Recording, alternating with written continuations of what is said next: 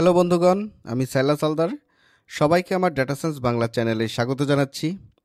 আজকে আমরা math for machine learning এই প্লেলিস্টটি কন্টিনিউ করব। আজকে আমরা আলোচনা করব ভেক্টর এবং স্কেলার কিভাবে একে অপরের উপর ডিপেন্ডেন্ট বা তাদের মধ্যে কোনো ডিপেন্ডেন্সি আছে কি না বা তারা ইন্ডিপেন্ডেন্টলি থাকতে পারে কি না এগুলো নিয়ে আলোচনা করব। তো স্কেলার সম্পর্কে আপনারা জানেন এবং ভেক্টর সম্পর্কেও জানেন, কেননা আমি এটা নিয়ে একটি লেকচারও দিয়েছিলাম প্রথম ক্লাসে। এরপর আমি একটি রিক্যাপ করি যেন আপনাদের স্মরণ করিয়ে দিতে পারি। স্কেলার স্কেলার বলতে কি বুঝি আমরা? স্কেলার মূলত যার মান আছে, মূলত মান আছে কিন্তু দিক নেই। একটু বোঝার চেষ্টা করেন। স্কেলার যে রাশিগুলা হবে বা যে মানগুলা হবে, যে ভ্যালুগুলা হবে, সেগুলার কি থাকবে? মান থাকবে কিন্তু দিক থাকবে না। এই ধরনের প্রোডাক্টকে বা এই ধরনের সংখ্যাকে আমরা বলবো স্কেলার। আর এটা খুবই গুরুত্বপূর্ণ ভূমিকা রাখবে আমাদের মেশিন লার্নিংয়ের ক্ষেত্রে। আমরা স্কেলারকে এভাবে জানতে পারি: 5, 6, -3, 2.7 ব্লা ব্লা। এখন দেখেন, প্রত্যেকটা কিন্তু সিঙ্গেল ভ্যালু। হ্যাঁ, এগুলার প্রত্যেকটারই মান আছে। 5, 6 এগুলো আলাদা আলাদা মান না, এগুলো কিন্তু আলাদা আলাদা মান। 2.7 এগুলো আলাদা আলাদা মান। এগুলোর এক নির্দিষ্ট মান আছে কিন্তু কোনো দিক নেই। আবার আমরা যদি ভেক্টরকে দেখি, ভেক্টরটা কেমন? ভেক্টর কিন্তু দিক এবং মান উভয়ই মাস্ট থাকবে। অর্থাৎ ভেক্টর বলতে আমরা বুঝবো যার দিক এবং মান রয়েছে, আর স্কেলার বলতে বুঝবো যার শুধু মান বিদ্যমান কিন্তু কোনো দিক নেই। আমরা স্কেলার চিনতে পেরেছি, একটা কিছু স্কেলারও আমি লিখে দেখিয়েছি। কিন্তু ভেক্টরটা দেখতে কীরকম? ভেক্টরে ভি এর উপরে আমরা মূলত তীর চিহ্ন দিয়ে থাকি, কিন্তু কার্যক্রমের ক্ষেত্রে সেটা দেই না, কারণ আমরা বুঝতেই পারি যে ভেক্টর, আমাদের নলেজ ভালো সেজন্য। তো ভেক্টর সমান সমান কেমন হবে? 2, 3। এটা হচ্ছে ভেক্টর। দেখেন, এটার মানও আছে এবং দিকও আছে। আমি এটা বুঝাচ্ছি একটু পরেই, আপনারা আমার সাথে থাকেন, প্রথম থেকে শেষ পর্যন্ত থাকবেন, আপনারা একদম বুঝে যাবেন। এখানে উপাদান, ভেক্টরের উপাদান কে কে? ভেক্টরের উপাদান 2 এবং 3। এ দুটো হচ্ছে ভেক্টরের উপাদান। আশা করি বুঝতে পেরেছেন। তাহলে আমরা ভেক্টর এবং স্কেলার চিনতে পারলাম। ভেক্টরের হচ্ছে কোনো মান দিক উভয় থাকবে এবং স্কেলারের হচ্ছে শুধু মান থাকবে কিন্তু দিক নেই। তো আজকে মূল টপিকে আমরা চলে যাই, সেটা হচ্ছে গিয়া লিনিয়ারলি ডিপেন্ডেন্ট এবং লিনিয়ারলি ইন্ডিপেন্ডেন্ট। আমি শুধু বেসিক ধারণা দিব, কারণ বেসিক ধারণা পেলে আমরা মোটামুটি কাজে লাগাতে পারবো, আর এটা আমাদের মেশিন লার্নিংয়ে লাগবেই। এখন দেখেন, আমরা আজকে যে বিষয়টা নিয়ে আলোচনা করব সেটা হচ্ছে লিনিয়ারলি ডিপেন্ডেন্ট। তো লিনিয়ারলি ডিপেন্ডেন্ট এই জিনিসটা কেমন? ডিপেন্ডেন্ট মানে কি আমরা বুঝি। লিনিয়ার মানে হচ্ছে রৈখিক, আর ডিপেন্ডেন্ট মানে নির্ভরশীল, রৈখিকভাবে নির্ভরশীল, এরকম কিছু একটাকে বুঝালে আমরা বলবো লিনিয়ারলি ডিপেন্ডেন্ট। আমরা বলেছি যে স্কেলার দেখতে এরকম হয়, ভেক্টর দেখতে এরকম হয়। আচ্ছা, আমি একটি সমীকরণ লিখি, সমীকরণের মাধ্যমে বোঝানোর চেষ্টা করি, তাহলে আপনারা বুঝতে পারবেন। C1 V1 plus C2 V2 plus, আমরা যদি ডট ডট ডট ডট দেই, তারপরে প্লাস Cn Vn। এই হচ্ছে আমরা সমীকরণ লিখলাম। আবার এখানে বলে দিচ্ছি লিনিয়ারলি ডিপেন্ডেন্ট, অর্থাৎ যখন আমরা লিনিয়ারলি ডিপেন্ডেন্ট লিখব তখন এর ভ্যালু অর্থাৎ এই C1 C2 Cn এর ভ্যালু 0 হতে পারবে না। আমি এই বিষয়টা একটু পরে আসতেছি, জিনিসটা হয়তো বা আপনাদের মাথার উপর দিয়ে যাবে, আমি ভালো করে লিখলে আপনারা বুঝতে পারবেন। তার আগে আমি একটু বোঝানোর চেষ্টা করি এই C1 C2 Cn এবং V1 V2 Vn এই জিনিসগুলা কি। দেখেন এখানে ভি এর উপরে যদি আমরা এরকম মাত্রা দিয়ে দেই তাহলে স্পষ্টই বোঝা যাচ্ছে জিনিসটা ভেক্টর। তো ভি বলতে আমরা ভেক্টরকেই চিহ্নিত করে থাকি। আর এখানে C1 এগুলোকে আমরা স্কেলার বোঝানোর চেষ্টা করতেছি, C2 Cn এগুলো হচ্ছে স্কেলার। তাহলে এখানে স্পষ্টত বোঝা যাচ্ছে যে C1 V1 মানে একটা আরেকটার সাথে গুণন অবস্থা রয়েছে, তারপরে কম্বিনেশন করা হয়েছে। গত ক্লাসে আমরা দেখেছিলাম গুণন অবস্থায় থেকে স্কেলার এবং ভেক্টরের মধ্যে একটা গুণ রয়েছে, গুণের পর তাদের কম্বিনেশন করা হয়েছে। অর্থাৎ লিনিয়ারলি ডিপেন্ডেন্ট বলতে আমরা বুঝি স্কেলার এবং ভেক্টর গুণন অবস্থায় থাকবে, তাদের মধ্যে একটি কম্বিনেশন হবে। এই যে প্লাস চিহ্নের মাধ্যমে আমরা কম্বিনেশন করে থাকি, তাদের মধ্যে একটা কম্বিনেশন হবে। এই কম্বিনেশনটার রেজাল্ট আমরা 0 যদি ধরি, আমাদের একটা বিষয় মাথায় রাখতে হবে, এই C1 C2 Cn এই সমস্ত জিনিস কখনো 0 হতে পারবে না। তাহলে এখানে আমরা পাচ্ছি V1 V2 Vn, এগুলোকে আমরা কি বলতে পারি? এগুলোকে আমরা ভেক্টর হিসাবে চিহ্নিত করেছি, এগুলো হচ্ছে ভেক্টর। এখন C1 C2 Cn, C1 C2 Cn এগুলোকে আমরা বলবো স্কেলার, এবং এর মান ইজ নট ইকুয়াল টু 0, অর্থাৎ C1 C2 Cn সবগুলাই 0 হতে পারবে না, যে কোনো একটা মান থাকতে হবে। আর যদি ইজ ইকুয়াল টু 0 না হয়, যে কোনো একটার মান যদি বা ভ্যালু যদি থাকে, সেক্ষেত্রে আমরা বলবো লিনিয়ারলি ডিপেন্ডেন্ট। অর্থাৎ এগুলো যদি একটু বোঝার চেষ্টা করেন, এখানে যদি 0 না হয় বা এখানে 0 হলে এখানে যদি মান থাকে, এখানে গুণন অবস্থা একটার কিন্তু মান রয়েছে, সেক্ষেত্রে তো 0 হবে না, তাই না? আমি ক্যালকুলেশন করলে আপনারা বুঝতে পারবেন। তো এখানে আমি ক্যালকুলেশন করি, একটা এক্সাম্পল দেওয়ার চেষ্টা করি আমি লিনিয়ারলি ডিপেন্ডেন্টের উপরে। তবে একটা জিনিস মনে রাখবেন, লিনিয়ারলি ডিপেন্ডেন্ট বলতে মূলত আমার যে স্কেলারগুলো থাকবে সেগুলো নট 0, সেগুলো 0 হতে পারবে না, কোনো না কোনো মান থাকতে হবে। তো এক্সাম্পলটা দেওয়ার চেষ্টা করি, তাহলে জিনিসটা একটু ক্লিয়ার হয়ে যাবেন। এখন ধরি ভেক্টর V1, এটা অবশ্যই ভেক্টর, আমি চিহ্ন দিলাম না, বুঝে নেবেন, একটু আপনাদের বড় করে দিলাম, মানে হচ্ছে সিনিয়র করে দিলাম।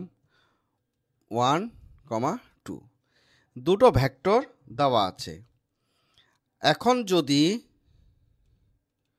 C1 ইজ ইকুয়াল টু 1 এবং C2 ইজ ইকুয়াল টু -2 হয়, তাহলে আমরা লিখতে পারি না?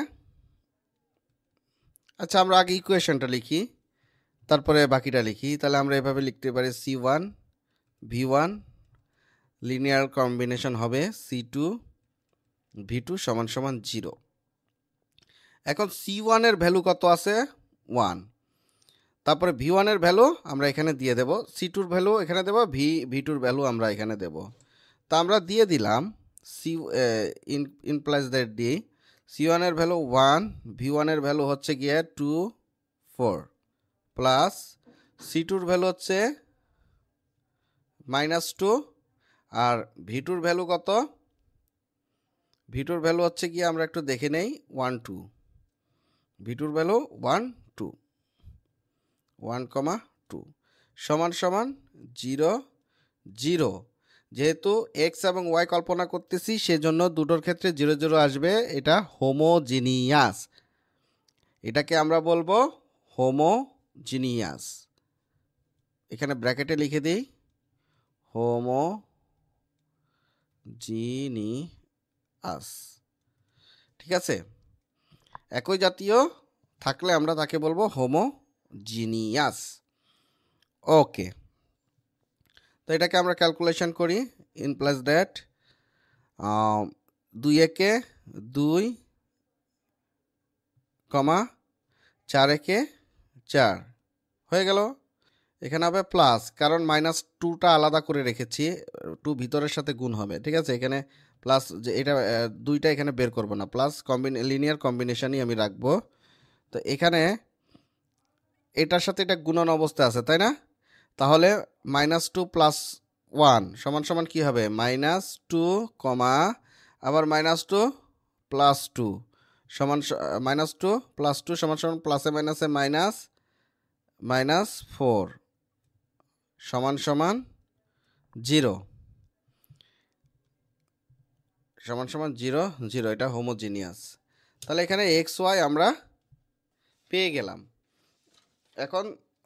এখন যদি আমি ক্যালকুলেশন করি সেক্ষেত্রে কিন্তু আমি 0 পাচ্ছি না, অর্থাৎ C1 এবং C2 যে কোনো একটা মান আমাকে প্রকাশ করতেছে, এখানে 0 0 পাচ্ছি না, অর্থাৎ C1 এর মান কখনো 0 হয়নি, C2 এর মানও 0 হয়নি। আচ্ছা, আমরা এর পরের যে ক্যালকুলেশন সেটা করলে বিষয়টা একটু ক্লিয়ার হয়ে যাব। তাহলে আমরা বুঝতে পারলাম C1 এবং C2 এর ভ্যালু যেহেতু আমি 0 করতে পারিনি, সুতরাং এখানে স্কেলার ভেক্টরের উপর বা তাদের মধ্যে একটা ডিপেন্ডেন্সি বিদ্যমান রয়েছে এবং তারা লিনিয়ারলি ডিপেন্ডেন্ট। যদি এখন আপনারা বুঝতে না পারেন, একটু পরে আপনারা বুঝতে পারবেন, আমার সাথে থাকেন। এখন আমরা যে বিষয়টা নিয়ে আলোচনা করব সেটা হচ্ছে লিনিয়ারলি ইন্ডিপেন্ডেন্ট। এই অঙ্কটা করলে আপনারা এখন সম্পূর্ণ ক্লিয়ার হয়ে যাবেন।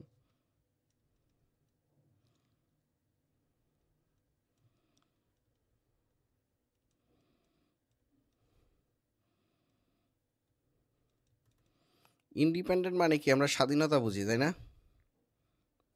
ইন্ডিপেন্ডেন্ট মানে স্বাধীনতা, তার মানে স্বাধীন। তো আমরা সেই ইকুয়েশন আবার লিখি C1 V1, এখানে ভেক্টর চিহ্ন দিলাম না, আপনারা বুঝে নেবেন। C2 V2 plus CN VN = 0। একটা জিনিস খেয়াল করেন, এই জায়গাটায় কিন্তু বলে দিয়েছিলাম যে C1 C2 CN এখানে 0 হতে পারবে না। আর এই ক্ষেত্রে অবশ্যই ভেক্টর তো আপনারা চিনতে পেরেছেন, এবং C1, C2, CN CN = 0 হবে। মানে এই সমস্ত যে স্কেলার রয়েছে এগুলোর ভ্যালু একবারে 0 হয়ে যেতে পারবে। আর যদি 0 হয়ে যায় সেক্ষেত্রে আমরা তাকে বলবো ইন্ডিপেন্ডেন্ট। এগুলো হচ্ছে ইন্ডিপেন্ডেন্ট ভেক্টর, কারণ স্কেলারের মান 0 হয়ে যাচ্ছে। এখনই আপনারা ক্লিয়ার হয়ে যাবেন। আমি এখন আপনাদের ক্লিয়ার করে দিচ্ছি।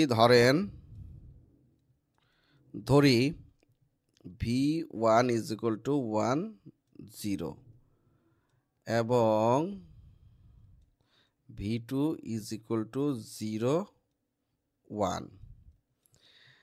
তাহলে আমি দুইটা ভেক্টর নিলাম, তা আমি কি করলাম? স্কেলার নিলাম না, স্কেলারের ভ্যালু আমি নিলাম না, দুটা ভেক্টর নিলাম।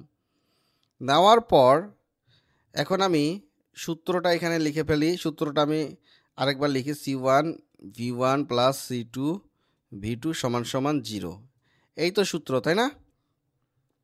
তো এরকম সূত্র হলে এখন আমি রেজাল্টগুলো বসিয়ে ফেলি। C1 V1 এর ভ্যালু কত? 1 0 না? 10 V1 এর ভ্যালু 10 01 হচ্ছে V2 একবার মুখস্থ করে নিলাম।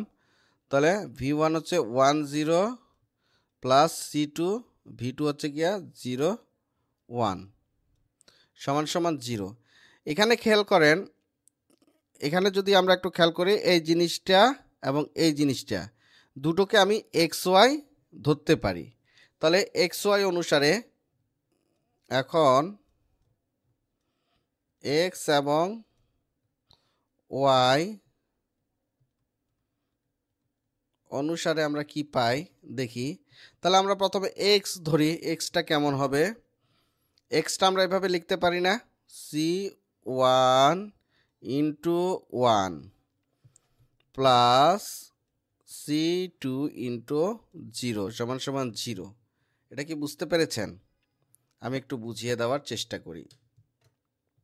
এখানে খেয়াল করেন, এই যে C1, এই C1কে আমরা নিয়েছি, এই C1কে আমরা নিয়েছি, এই প্রথম রাশি কমার আগেরটাকে আমি X ধরেছি, কমার পরেরটাকে Y ধরেছি। তো আমরা এখানে X নিয়ে কাজ করতেছি, এই জায়গাটায় আমরা শুধু X নিয়ে কাজ করতেছি XY ধরে। তাহলে এখানে C1 যখন 1-এর সাথে গুণন অবস্থায় হবে সেটা হচ্ছে X, আবার C2 যখন 0-এর সাথে অর্থাৎ প্রথম অংশটার সাথে গুণ হবে, যখন গুণ হয়ে কম্বিনেশন হবে তখন তাকে আমরা বলতেছি X। তাহলে C1 গুণ হয়েছে কার সাথে? 1-এর সাথে, তাহলে এটা কি X। আবার C2 গুণ হয়েছে 0-এর সাথে, কম্বিনেশন করে C2 0 0, তাহলে এখানেও কি হলো X সমান সমান 0। তাহলে এখন রেজাল্ট কি আসতেছে? C1 একে C1 আর এটা সমান সমান 0, সেক্ষেত্রে 0ই আসে, তাই না? তাহলে আমরা এই স্কেলারের ক্ষেত্রে 0 পাচ্ছি না। আমাদের শর্ত কি ছিল? যে লিনিয়ারলি ইন্ডিপেন্ডেন্টের ক্ষেত্রে C1 C2 Cn 0 হতে পারবে, কিন্তু লিনিয়ারলি ডিপেন্ডেন্টের ক্ষেত্রে C1 C2 Cn 0 হতে পারবে না, অন্তত পক্ষে একটির মান থাকতে হবে। তো এই জায়গাটায় কি আমি 0 বানাইতে পারবো? আপনি একটু চিন্তা করে দেখেন, সবগুলোই তো ভ্যালু দেওয়া আছে, আমি 0 করব কিভাবে? 0 করতে পারতেছি না। আর এই ক্ষেত্রে দেখেন, দুটো ভেক্টর নিয়েছি স্কেলারের সাথে গুণন করে, কিন্তু আমি C1কে 0 করে দিতে পারলাম, সুতরাং ভেক্টর V1 কি ইন্ডিপেন্ডেন্ট, ঠিক আছে? তারপর আমরা যদি Y চিন্তা করি, এখন C1 এর সাথে 0 গুণ, C1 গুণ 0 প্লাস C2 গুণ 1, C2 গুণ 1 সমান সমান 0, ইমপ্লাইজ দ্যাট এখানে 0 হয়ে যাবে প্লাস C2, তাহলে শুধু C2 থাকে সমান সমান 0। তাহলে C2 এবং C1 দুটোই 0 হয়ে গেছে। তাহলে আমার সূত্রে কি মিলে গেছে? আমার শর্ত মতে কি মিলে গেছে? তাহলে এখানে বলেছিলাম যে C1 C2 Cn এগুলো 0 হয়ে যাবে।